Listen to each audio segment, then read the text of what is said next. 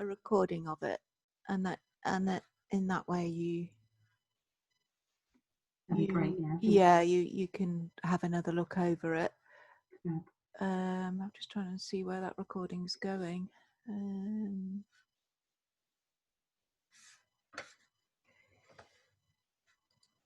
Well, it's not complained, so I think we're okay. Okay, so let's get the chat window open in case Stephen asks something. There we go. Right. So what we've got here is the very first screen you see when you log in with your teacher login. And this is, as it says here, teacher mode. So when you first get Busy Things, are either of you LGFL? I used to be, but I've moved out of London, but I was for many years. So is your subscription directly with us, Sonia? I believe so, yeah. Right, okay. So you have what's called a teacher login and a classroom login, and Yeah. the teacher login is for you and the classroom login is for all pupils. That's correct, yeah. Yeah.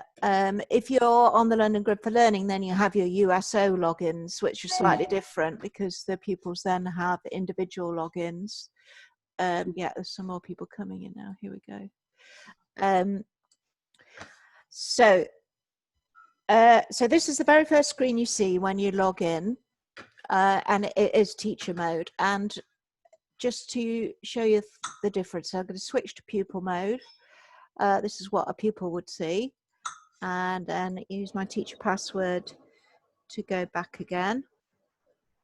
And this is what the teacher sees. So basically, this is the common area, but what you get are all these tools here, your teacher bar, and this alert system here. And all of those things are there to help you get the most out of Busy Things and to use it quickly and efficiently. So the number one thing you should do when you first subscribe to Busy Things is create a setup for your class or for a group of pupils that you want to push forward content to. So when you first subscribe to Busy Things, we've done that for you. So because obviously we want to show you what's there, but we recommend that you create your own setup. And you see, this is one that we've made by Busy Things for a year one group. In every setup that you create, it will have its own My Files area and its own My Assignments area and its own favorites area. And obviously what you can start doing is manipulating your setup for whatever purpose you need it for. So I'm going to do that. I'm going to create a new setup now for Key Stage 1. I'll go in the middle. So I'm clicking Manage Setups and create new setup for Key Stage 1. So I'm going to be Mr. Smith, and I'm going to give my children access to this setup with a password, that a username and password that they all use in the class. So I'm going to choose purple plant and purple plant.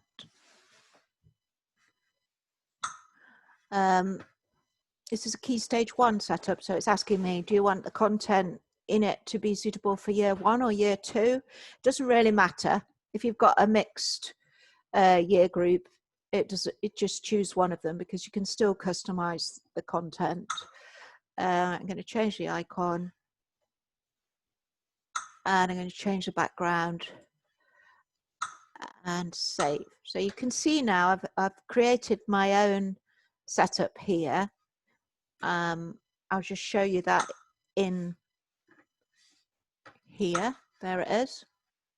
Now, I don't really want the children to see these, so I'm going to hide those. Those are the ready-made ones. I can do that here. I just switch those off. And now when you go into here, that's it. So if you imagine all the teachers in your school that are teaching in Key Stage 1 can create a setup for their whatever their purpose is. It might be for the whole class. You can create more than one setup, or it might be for a group of children. It might be for some children that you're just teaching maths to. So yeah, you think that the setup is king really in the customization of busy things, and you can make as many or as few as you need. Okay, so we've made our own setup. I'll show you that in pupil mode. It's now appearing there. I've hidden the year 1 and 2, so they're no longer showing up in pupil mode. Okay, so I've made my setup and now I want to find content. So the sort of bog basic way of doing that would be to start clicking around my setup and looking at what busy things is put in it. As long as you're in teacher mode, then you will get some options. Someone else come in. To customize what is appearing, and anything that I customize in my setup will change the view of it for my pupils. That's the concept. So when you look at the content by clicking around your setup, the content is presented in these subject menus. You always get a little blue button here. This is only in teacher mode with some options on it. And sorry, you will also get these filters here, which will switch the activity types on and off on this menu. So if I just quickly wanted to find addition and subtraction games, if you look, this, sorry, someone else come in now. This icon here is reflected down here. This is a printable because it says it there, and I can switch all printables off or on. You only see printables in teacher mode. So if I wanted to just quickly find addition and subtraction games, I could switch all those off, and all I would have on this menu then are the games. Right, I'm going to switch those back on. But this is obviously not a terribly effective way of trying to find content, but you can explore what we've put in your setup from the off that way. What we recommend though is that you start using these teacher tools. So you've got 2 ways of searching through the content in your setup. The first is this one, where you can actually start typing in a search term. So in these, I've been using money, and I can put year 1, year 2 for Key Stage 1. And then I can change the subject and the activity type here. And I'll start to see content appearing here on the right. So these colors are reflected here. So I'm looking at maths games here, but there could be, so just for fun is a yellow one. There's obviously some money activities in there. Because I put money in, I'm obviously seeing a lot of orange. But if I put in mini beasts, I'm going to see a bit of a mixture because I've got a literacy activity there. This will be showing up maths because it's got symmetry in it. But if you look here, it also shows what other subject areas it's linking to. So JFF is just for fun, art and maths. So when you find activities this way, or anyway, you're always looking for this little blue button here, and that will give you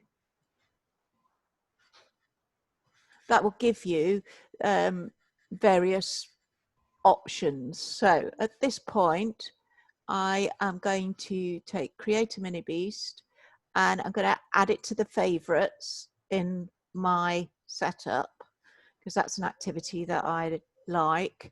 Whenever you play an activity direct from a search tool, you will always come back here. So the idea is that you search and then you go back and forth. From there. Hello, was that a question? So if I go and have a quick look at this in my setup and think, yes, that's great. When I come back here, and then at that point, I can think, right, add to favorites, or another thing you could do is pin it to the home page. So I'm going to say, this is Monday, but I want it in my setup. I'm going to choose a template. I want everybody to do the spider, and I'm going to click confirm. Okay, so we did two things there from this search tool. We found two different activities. We added one to the favorites. So it's in here now, create a mini beast. And we added one to this pin here, color a bug. So obviously those are two different things that serve the same purpose, really. But what you might want to do is hide everything but what you've pulled out. The quickest way to do that is to just pop up here and click hide show content, start customizing, and hide all. So now when the pupils log in here, they're just going to see that everything's hidden because I've hidden it in teacher mode. I'm not going to get them wandering off to other stuff. I can also lock the screen here with my teacher password. Oh.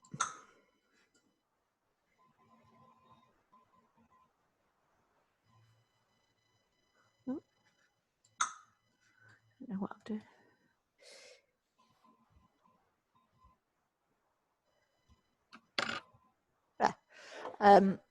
So now the children are well and truly on Monday. They're in the Monday art pin, and they have got to all complete this. Once this work is done, they get some art tools and some stamps. If they save that with their name, then they start to build up in this area here. So you can see there's one entry. If I switch back to teacher mode now, after everybody's done the lesson, I can select everything here and export the whole class's work in one go as a PDF. I can also, because I'm in teacher mode, here's this blue button again. This gives me all the editing options that I might need. So this, always look for this button when you're in teacher mode. Right, I'm going to just take that padlock off again.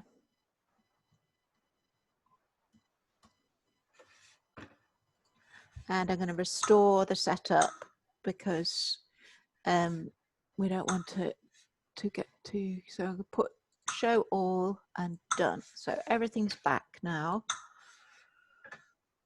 So I've got all the content. I've got that pin. So you could create a pin for every day of the week and just start putting stuff in and out of it. You can, once you're inside a pin, you can delete it, change the settings, And from this button here, you can remove that activity from the pin. So if you did have one for every day of the week, you could take activities in and out and hide everything else. Same with the favorites. You could just use the favorites as an area to favorite activities that you just want the children to play, and maybe lock them in that area. The other way of quickly putting a bit of content forward would be to change what we call the landing page of the setup that you use. So you can at any point you can use it in combination with hide and show. So if I go to an area in the science, say, and I hide all, and then I just reveal the activities that I want the children to play, and click done. I can then go up to my Mr. Smith settings. That's always there in teacher mode when you're inside your setup. I can change the landing page to use this page, because at the moment it's using the home page, which is the whole, all the content that's in there. I'm going to click use current page and save. So now when the children log in to Mr. Smith, when we set the login, the setup up, we gave the children purple fishes. Was it purple fishes? Fishes. No. Purple plant. Sorry. We gave them the login that I created for my class. Now when they log in, they're going to just land on that page because I've made that the landing page of my setup, and they are confined to this activity. Now, obviously, to change that back again, I can't do anything unless I'm logged in as a teacher. So I need that teacher password. There we go. So I'm back into teacher mode. This is still the landing page. I am going to change that back again now to the setup's home page. There we go. So now we're back where we were. I hope this isn't too mind-boggling. Okay, so that we've done all those things pretty much from the search tool. We've added to the favorites and we made a pin. This is another search tool which is quite useful because we're set to the English curriculum at the moment. These are the 4 documents that we map all our content to.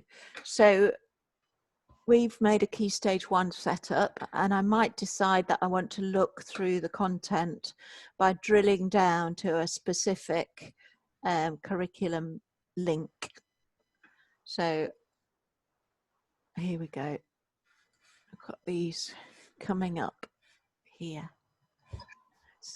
So what I can do is exactly the same. I can look at these options here. I can play the activity and come back here, so I can move back and forth between whatever my search results are, and then I have these options here. I've shown you add to favorites. I can read the activity info. I can save the activity info out as a PDF with the curriculum links for evidence. I can create a shortcut to that activity in my setup. So Mr. Smith, specific make shortcut. So this is the shortcut that, as long as they've got purple plant and purple plant, which is the login for the Mr. Smith setup, when they click that link, if you sent that home or you put it on a learning platform somewhere, they would just go into that activity. So that's quite a nice way of just pulling out a bit of content. And you can assign an activity, which I'll show you in a minute. You can go to the location where it sits in the menu in your setup. And we've done the pinning.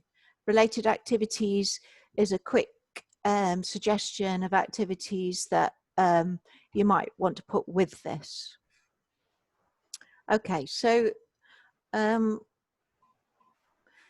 let's show you. So when you're assigning activities, you can either do it from here or you can do it from here. So we'll do it from here because you've not seen in here yet. So I'm going to assign a quiz, and I'm going to assign a maths quiz, year 1, 2, because I want it in my,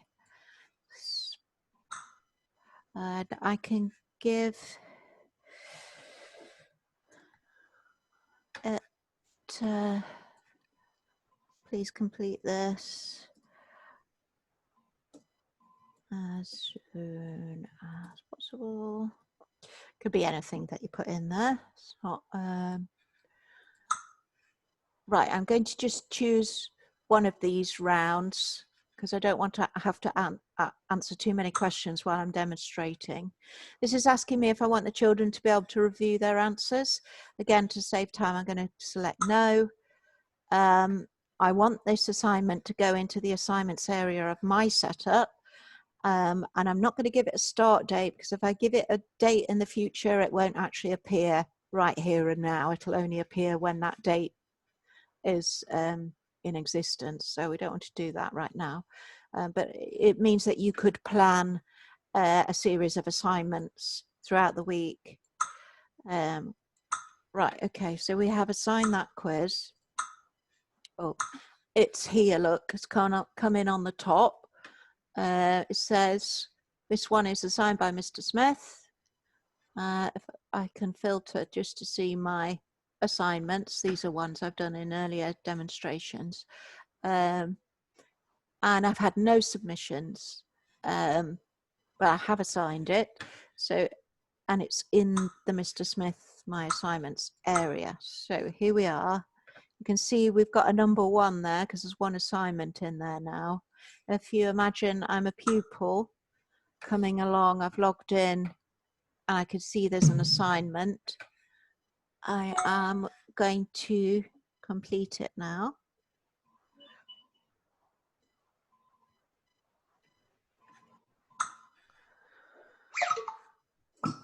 I'm not going to read these. I'm just going to quickly whiz through it.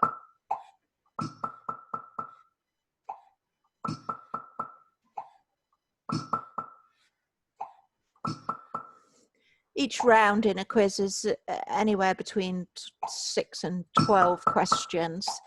Some of them you've got to select more than one answer. That was one like that. Right, there we go. So it says your assignment has been submitted. So if I switch back to teacher mode now,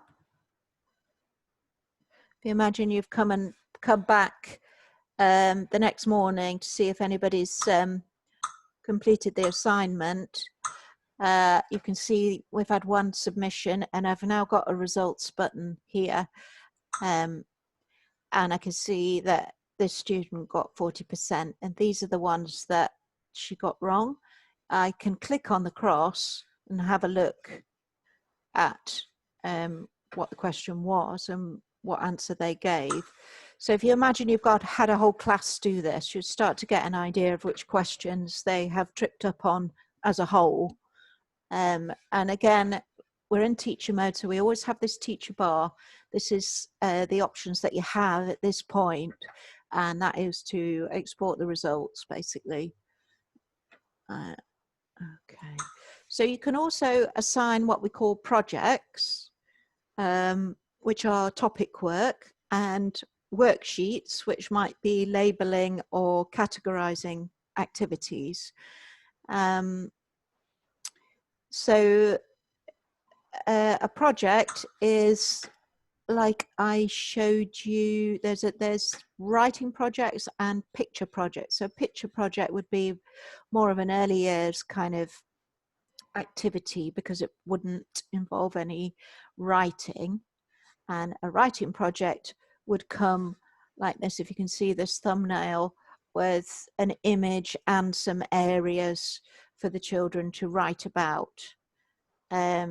So if I just click that, you can see that we've got 152 writing projects. So maybe you're looking for a geography writing project. You start to see them coming up here, and you've got the assign coming here, and you can go ahead and do that.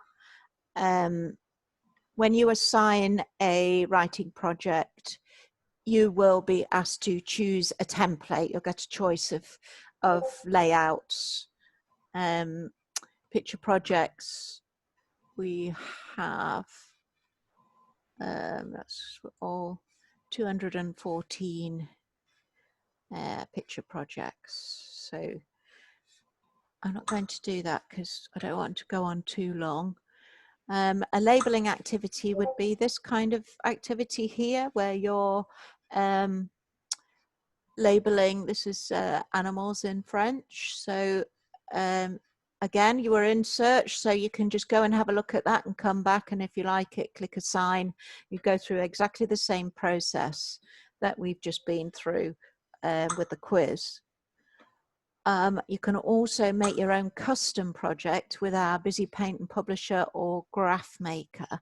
So if there was a topic that you couldn't find the right template for, or quite what you wanted, you could make up your own here that you maybe want the children to do a piece of work on, and choose a template.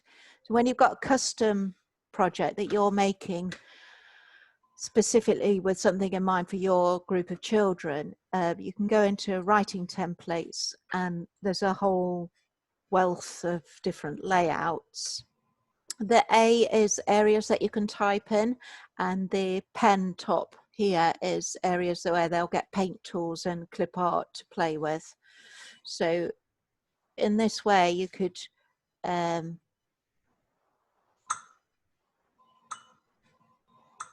create an assignment on virtually anything if it's a written piece of work that you want them to do. So I've just made that, and I'll just show you what's in the publisher. So when you do that, you get all these art tools here. You get access to a photo bank here, and sorry, I've got this in the way now. You get access to a clip art library here, and obviously a whole host of art tools and typing tools, and the children can spend quite a lot of time there making a piece of work. I'll just put something on here so that we can pick it up again.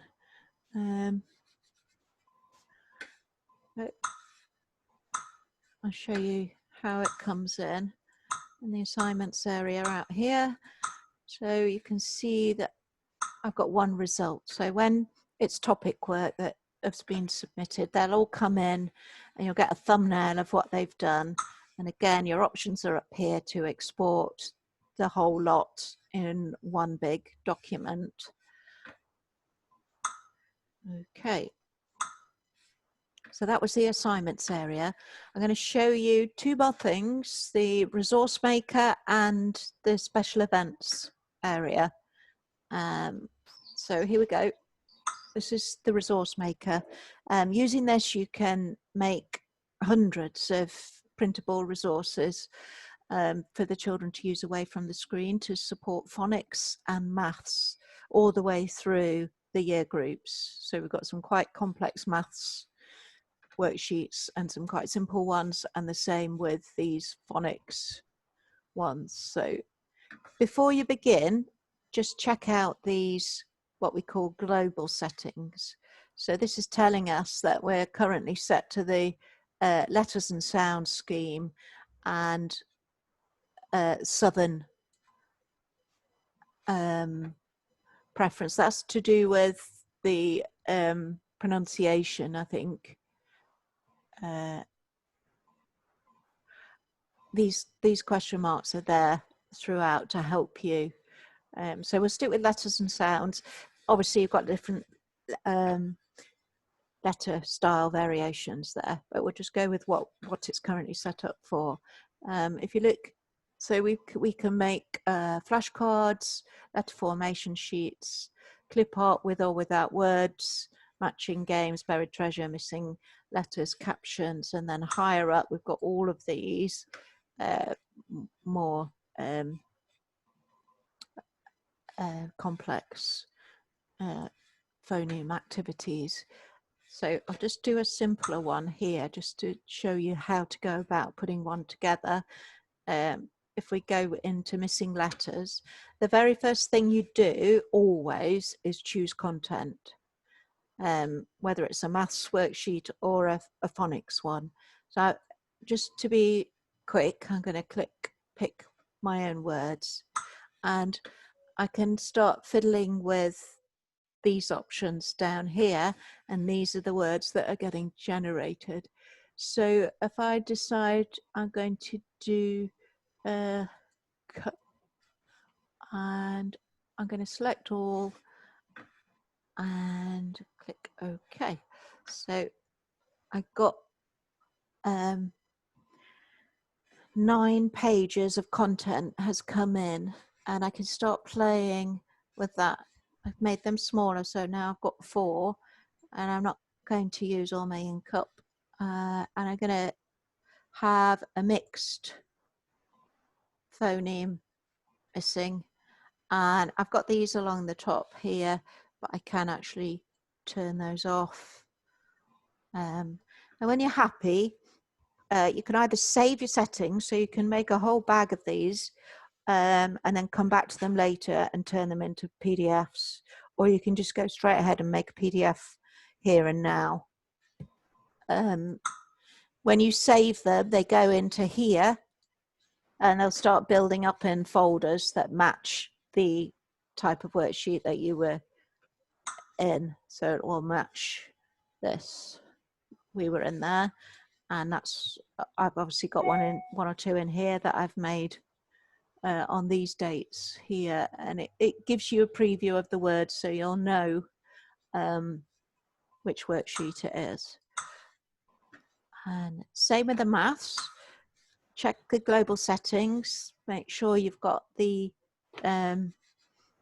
number styles that you want, and have a look at this, and then you're off and away really. We've got very simple worksheets here. Very first thing you do, choose your content, and then start fiddling around with all these different options here. See what you get and save it or make a PDF. Oops. There's a huge amount in here. You can just see a little bit, get the gist of it from the icons. And then up here we start to get into quite complex.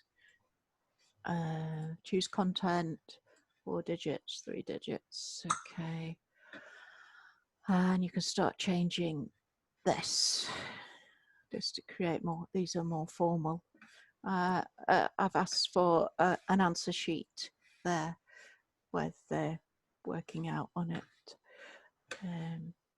But again, there's a huge range of different options for PDF making. Okay, so the third area, I've sort of talked about this bar, these tools, but I haven't just gone back to this bit yet. Those are the 3 things that are different about teacher mode. all this is just a quick way of alerting to you to any news or anything that's new. So we put an advert up for these tutorials, and we made a PDF to help you put some resources and posters up around the classroom to keep the children safe. But all this does is link to this area here, which is latest news, and you can click down here and see what resources we've been releasing historically. It goes right back, and as with the search tools, anything in the teacher area, if you launch an activity and then come back, you'll come back to where you were. So you could go back and forth looking at these ancient Egypt activities and see if you think you want to assign them or pin them or add them to favorites. This is, again, a link to this area here, special events. So we've got London Maths Week. And what you can do is you can pin an entire event, but these are other events happening in June. And so if you just want some quick content, let's go to London Maths Week, pin this event, London Maths Week, into our Mr. Smith, confirm, close.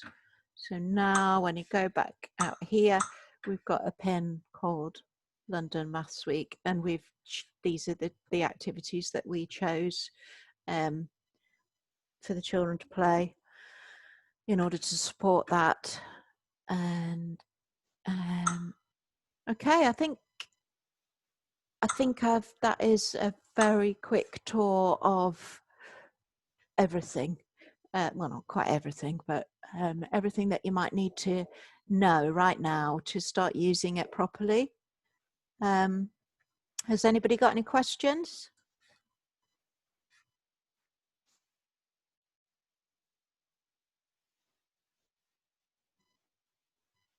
No?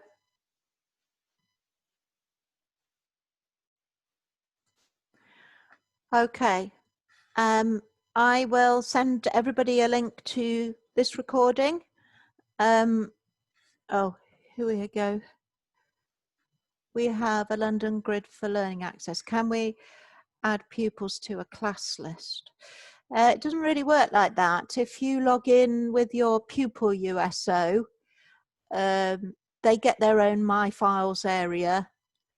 So they won't see other children's work. So providing they're in the right setup, they will only see their own files because we know who they are because they've logged in with their Pupil USO. We are currently working on class lists, which will be available at the start of September. But I'm not sure how that's going to work with the LGFL version at the moment. Does that answer your question?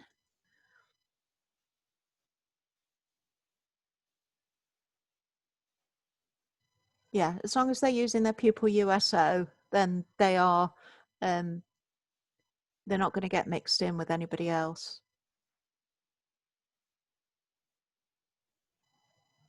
Okay.